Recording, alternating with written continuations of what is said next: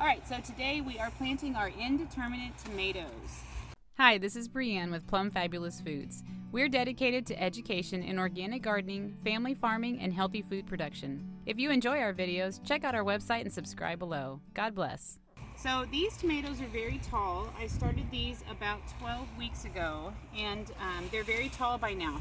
And what you really want to do with a tomato is bury it as deep as you can. You want about the bottom 2/3 of the tomato to be underground. So it would be difficult for me to dig a hole that was this deep because my garden soil here is really only about 6 to 8 inches deep. So we do what's called trench burying, and we're going to dig a shallow trench as deep as I can. We're going to take our plant and we're going to pinch off the bottom leaves. Really, this would be better to do with a pair of scissors if you are not familiar with how to do this, because you don't want to damage the stem by pulling off too much. I'm going to take it out of the pot. We're going to lay it in the hole. Something new I'm trying this year. Somebody told me I should put a Tums in each hole with my tomatoes, so we're giving that a try. The other thing I like to do is a tablespoon of Epsom salt. And so the Epsom salt isn't really putting nutrients into the soil. It's helping the plant be able to uptake the nutrients that are already there. And then I try to stand the stem up as best as I can while packing down that soil. So we'll go through that process one more time. Here's my tall tomato plant.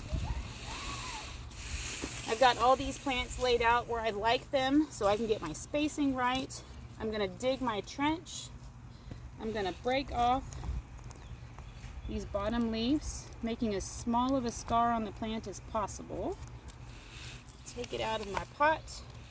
If you have any roots that are root bound, like these right here, you want to go ahead and gently break those up. Lay it in there. Put my Epsom salt, my Tums, and I'm going to pack that stem up. And there you go. It's important that you don't have any leaves touching the soil.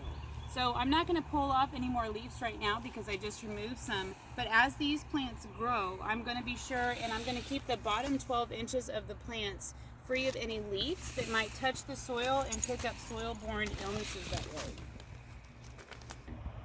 Alright, so the final step with our tomatoes is going to be installing trellises. And I like to use these cattle panel trellises.